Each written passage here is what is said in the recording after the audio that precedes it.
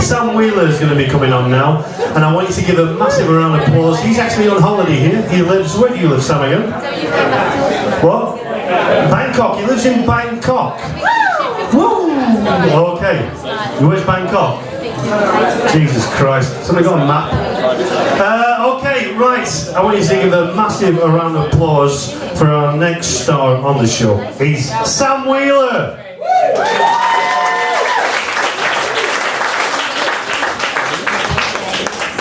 Great, hello. Yeah, so my name is Sam. I am 24. I'm an American. I'm unemployed. And I'm slowly growing tits. Which is fucked up. It's really easy to grow tits, you know? And I get a lot of problems in, you know, Southeast Asia and Asia in general. I just lived in Hong Kong for a year, and the Chinese people, they will tell you when you're fat. They'll just say, you know, you are a fat fucking guy. You know, oh yeah, you, big fucking guy. And it's a problem because in the US, I'm not a fat guy. I'm just a normal guy. And then I come over here and people look at me and they're just like, whoa, you got broad shoulders. And it's a problem because all of the transportation and you know, I get on a bus and everything's made for people that are this fucking tall. And I get on the bus and I walk in the middle, the little lane, you know, and then I look and there's a little Cambodian guy sitting in the seat next to me and I just see his eyes. And he looks at me and he's just like, oh, fuck. And the worst part is, I know that feeling. And I say that in the US, I'm on a plane and I sit next to a guy whose fat is hanging over the handles. And it just hit me when I was coming over here that I'm that guy. And it is really messed up. And when I was in Hong Kong and in Thailand, it was the same thing where, you know, it's hot in this country, and when it's hot, I sweat, and I have this, you know, I'm growing tits, like I said, and it's hard to grow tits, and it feels, I need the bro, you know, all that stuff that's going on. But when it's hot, you get a little sweat coming in like right here. Yeah, and they say, oh, did you like spill a drink on yourself? And I'm just like, no, it's just hot. And then, you know, I'm on a train, and there's 1,000 other people on the train, and the handles are right here because everybody's this fucking tall.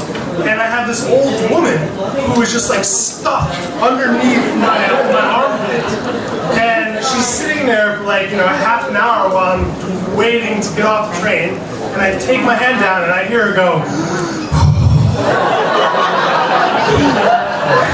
I'm like, Jesus, I'm so sorry, lady. My fault, it's hot. And, you know, it's fun. And I've been traveling for a while, and, you know, I met a lot of people. There's a lot of really great people out there. But the problem is when you're traveling, and someone said something about backpackers, they're weird and they smell bad and whatever. But, you know, you meet people who are traveling, and everyone has a story. They've done something really cool, and it's awesome. But the problem for me is that everyone's story is way cooler than mine. And I'm just talking to some guy, you know, and he's like, oh yeah, you know, I pogo sticked across Myanmar, and I've been living under a banana leaf and eating fig leaves for the last year and a half. And I'm just like, yeah, I took a bus here. And it broke down earlier, and I was really worried because there's no snacks.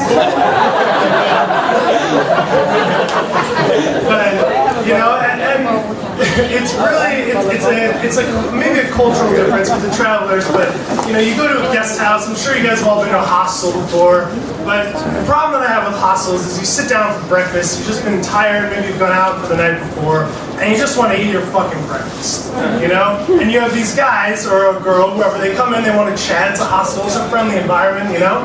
And they say, oh, where have you been? Where are you from? What's your favorite color? How many golf balls can you fit in your mouth? You know, like all these fucking questions while I'm just trying to eat my fucking sandwich.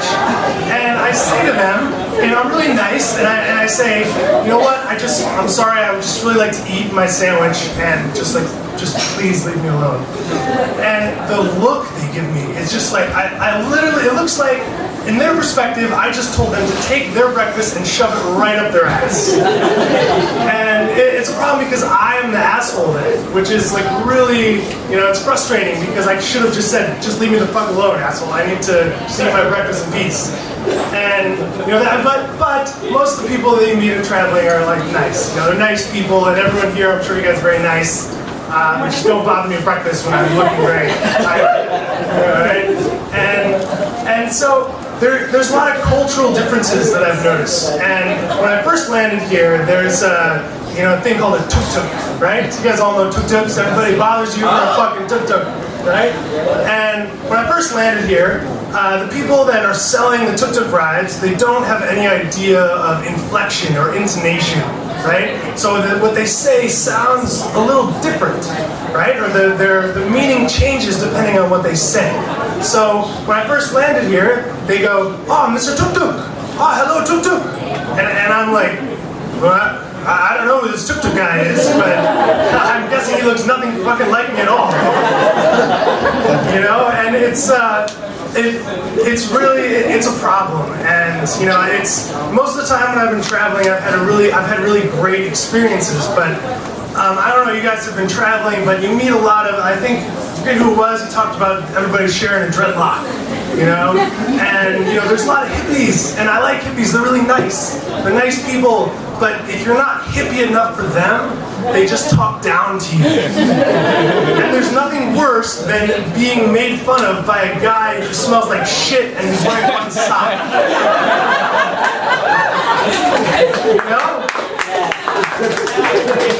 And I'm like, "Oh, cool, man, where are you from?" He's like, like around.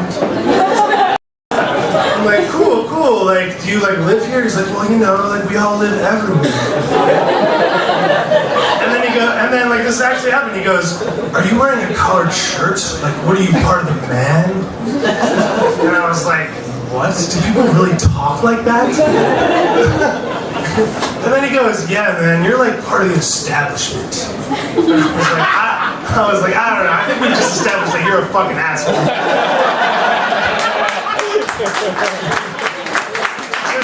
Just play your didgeridoo and get the fuck out of my face.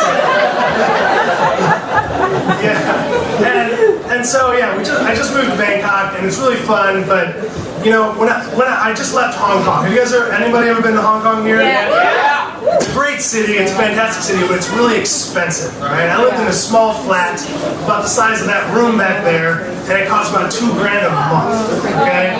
Which sucks, right? It's really expensive, but the biggest problem is that beers are like $8. You go to a bar and you get a beer for $5, and you're like, all right, hell yeah, I'm drinking all night, right? But when you're traveling, you get a beer for $2, maybe $1.50, and then you get used to it, right?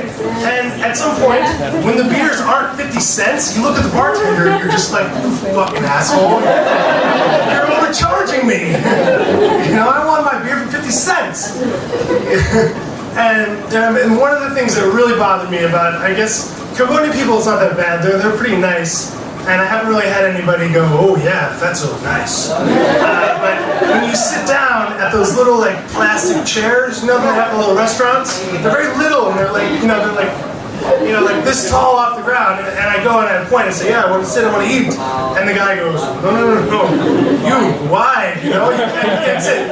And he pulls a chair. It's this like big like master chair, and I'm sitting there and I'm over everyone. It's really awkward. I don't know, it feels really awkward, but so I'm in Hong Kong, it's my last day at work. I'm saying goodbye to all these fucking coworkers that I hate. And this Chinese lady comes up to me and she goes, "Oh, Sam, like what are you gonna do?" And I go, I don't know, I'm gonna travel, I'm gonna like go wherever the wind blows me, And she goes, "Oh, you're gonna need a typhoon wind." And I was like, "What did you just say, Debbie?" She goes, "Because you're wide." I was like, "Debbie, that's not nice. You can't say that to people." But it has been really fun. I'm really excited for the next, part of my travels. I'm going to Vietnam and Laos and Indonesia, and I'm really hoping that I do not get the look of just despair.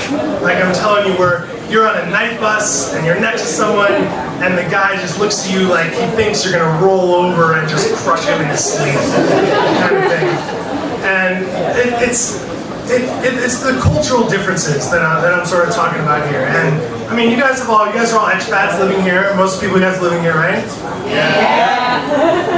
And it's the cultural differences are weird. And I guess it's not really a cultural difference, but I was with my girlfriend. She's fantastic. She's been with me the whole time.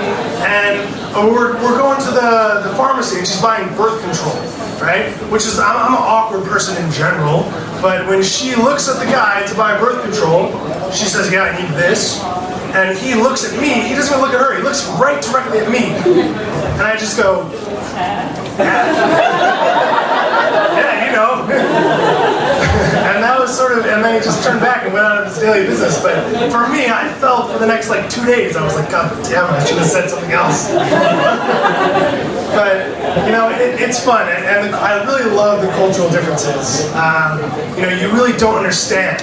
And a lot of the times, when you're in tourist places, we're staying by the river, there's a lot of tourists there.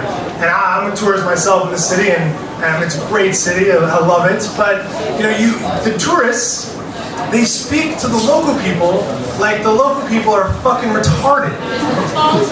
And they go, do you have bread?